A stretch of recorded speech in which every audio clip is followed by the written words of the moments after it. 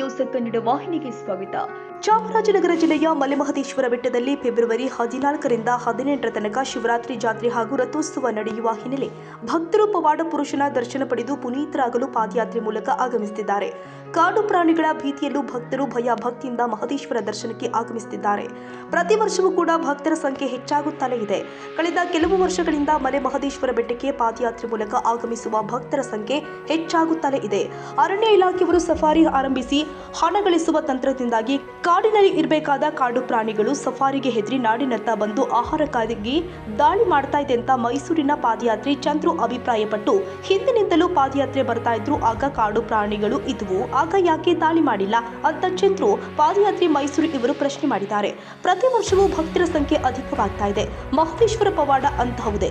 ಈ ಒಬ್ಬರು ಪಾದಯಾತ್ರೆ ಬಂದ್ರೆ ಮುಂದಿನ ವರ್ಷ 5 ಪಾದಯಾತ್ರೆ ಬರ್ತಾರೆ. ಹೀಗೆ ಪ್ರತಿ ವರ್ಷವೂ ಕೂಡ ಪಾದಯಾತ್ರಿಗಳ ಸಂಖ್ಯೆ ಅಧಿಕವಾಗಿದೆ.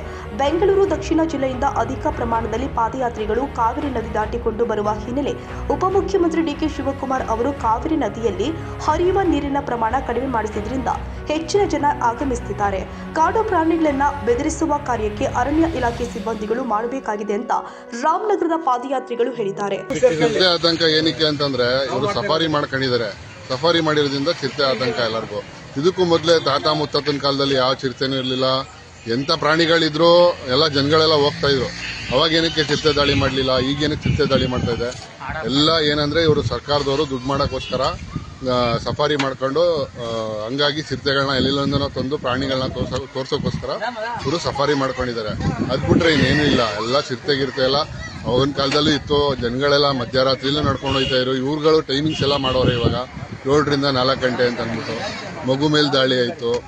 ಎಲ್ಲ ಯಾರು ಕೇಳೋರವ್ರೆ? ಎಲ್ಲ ಗೌರ್ಮೆಂಟ್ ಸರ್ಕಾರದವ್ರು ಒಟ್ನಲ್ಲಿ ದುಡ್ಡು ಮಾಡ್ಬೇಕಷ್ಟೇ.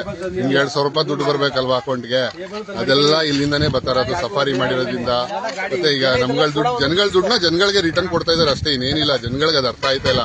ದುಡ್ಡುಗೋಸ್ಕರ ಯಾವತ್ತು ಓಟ್ ಹಾಕ್ಬೇಡಿ. ನೋಡ್ಕೊಂಡು ಮನುಷ್ಯ ನೋಡ್ಕೊಂಡು ನಮಗೋಸ್ಕರ ಓಟ್ ಇರೋದೇ ನಮಗೋಸ್ಕರ. ದುಡ್ಡುಗೋಸ್ಕರ ಯಾರು ಓಟ್ ಮಾಡ್ಕೋಬೇಡಿ. ದಯವಿಟ್ಟು ಈ ಮುಂದಕ್ಕಾದ್ರೂ ಬುದ್ಧಿ ಕಲೀರಿ ಜನಗಳು ಅಂತ ಹೇಳಕ್ ಇಷ್ಟಪಡ್ತೀನಿ. ಭಗವಂತಂದು ದಿನ ಹೆಚ್ಚುತ್ತಾ ಇದೆ.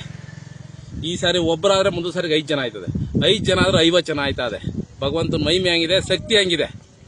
ಈಗ ಎಲ್ಲಾ ಆನೇಕಲ್ಲು, ಬೆಂಗಳೂರು, ಬಿಡದಿ, ಬೈರಮಂಗ್ಲ ಎಲ್ಲಾ ಕಡೆ ಬರ್ತಾ ಇದೆ. ನಾವು ಚನ್ನಪಟ್ಟಣ ಪಕ್ಕ ರಾಂಪುರ, ಗೊಂಬೆ ನಾಡ್ನವರು, ಎಲ್ಲಾ ಕಡೆಯಿಂದನೂ ಜನ ಬರ್ತಾ ಇದೆ. ಭಗವಂತನ ಒಲವು ಜಾಸ್ತಿ ಆಯ್ತಾ ಇದೆ, ಭಕ್ತಿ ಜಾಸ್ತಿ ಆಯ್ತಾ ಇದೆ. ಇವಾಗ ಸುಮಾರು 4-5 ಲಕ್ಷ ಜನ, 5 ಲಕ್ಷ ಜನ ಆಗ್ಬೋದು. ಪ್ರತಿಯೊಬ್ಬರಿಗೂ ಊಟ, ಹಣ್ಣು, ಹಂಪ್ಲ ಭಗವಂತ ಹಂಗೆ ದೊರಕಿಸ್ತಾ ಇದ್ದಾನೆ. ನಮ್ಮ ಮನೇಲಿ ನಾವು 5 ಜನಕ್ಕೆ ಊಟ ಹಾಕ್ಬೇಕಾದ್ರೆ ತುಂಬಾ ಕಷ್ಟ ಇದೆ. ಆದ್ರೆ ಆ ಭಗವಂತನ ವರ ತುಂಬಾ ಭಕ್ತಾದಿಗಳು ಕೊಡ್ತಾ ಇದ್ದಾರೆ. ಅದ್ಯಾವ ತರ ಒದಗಿಸ್ತಾರೆ ಎಲ್ಲ ಭಗವಂತನ ಇದು. ಹಣ್ಣಿಂದ ಹಿಡಿದು ಐಸ್ ಕ್ರೀಮ್ ಹಿಡಿದು ಜ್ಯೂಸ್ ಇಂದ ಹಿಡಿದು ಪ್ರತಿಯೊಂದು ಭಗವಂತನ ಸೇವೆ. ಕಾವೇರಿ ನೀರು ದಾಟಿ ಬಂದ್ರಿ? ಕಾವೇರಿ ನೀರು ಪ್ರತಿ ವರ್ಷ ಸರ್. ನಾವು ಒಂದ್ಸರಿ ಇಲ್ಲಿ ಬರ್ತದೆ, ಒಂದ್ಸರಿ ಕೊಚ್ಕೊ ಹೋಗಿದ್ದಾರೆ. ಈ ಸಾರಿ ಪಾಪ ಡಿ ಕೆ ಸಾಹೇಬ್ರು ಕಮ್ಮಿ ಮಾಡಿಸಿ ಇಷ್ಟಿದೆ ನೀರು. ಇದು ಭಗವಂತನ ಇದು ಅಂದ್ರೆ ವರ್ಷ ಜಾಸ್ತಿ ಆಯ್ತಾ ಇದೆ. ಚಿರತೆ ಆತಂಕ ಈಗ ಸರ್. ಚಿರತೆ ಅಂದ್ರೆ ಸರ್ ಫಾರೆಸ್ಟ್ ಅವರು ಸಾಹೇಬ್ರು ಸ್ವಲ್ಪ ಅಲ್ಲಲ್ಲಿ ಔಷಧಿ ಬಾಂಬ್ಗಳು ಅವು ಹಾಕಿ ಔಷಧಿ ಬೆದರಿಸ್ಬೇಕವ. ಸ್ವಲ್ಪ ಅವರು ಸೈರನ್ ಬರುವಂತ ಗಾಡಿ ಓಡಾಡಬೇಕು. ಈ ಟೈಮಲ್ಲಿ ಏನೇ ಕಂಟ್ರೋಲ್ ಮಾಡೋದಿರಲ್ಲ ಸರ್. ನಾವು ಇದೇ ಸಾರಿ ಕೊರೋನಾ ಬಂದಾಗ ಪೊಲೀಸರು ಅಡ್ಡಾಕರು ಬಿಡಲಿಲ್ಲ. ನಾವು ಸತ್ರು ಸರಿ ಏನ್ ಮಾಡೋ ಯಾತ್ರೆ ಮಾಡೋಕೆ ಬಂದೋ ಸರ್. ಭಗವಂತಂದು ನಾನು, ನನ್ನ ಹೆಂಡತಿ, ನನ್ನ ಮಕ್ಕಳು ಎಲ್ಲ ಇದೇ ಇದು ಭಗವಂತನ ಸೇವೆಗೆ. ಒಂದು ನಿಮಿಷ. ಒಟ್ನಲ್ಲಿ ಪವಾಡ ಪುರುಷ ಮಲೆಮಹದೇಶ್ವರ ದರ್ಶನಕ್ಕೆ ಶಿವರಾತ್ರಿ ಜಾಗರಣೆ ಮಾಡಲು ಭಯ ಭಕ್ತಿಯಿಂದ ಸಾಗರೋಪಾದಿಯಲ್ಲಿ ಭಕ್ತರು ಪಾದಯಾತ್ರೆಯಲ್ಲಿ ಬರ್ತಾ ಇದ್ದು, ಇವರುಗಳ ನಂಬಿಕೆಗೆ ಮಹದೇಶ್ವರನ ಅನುಗ್ರಹ ಸಿಗಬೇಕಾಗಿದೆ.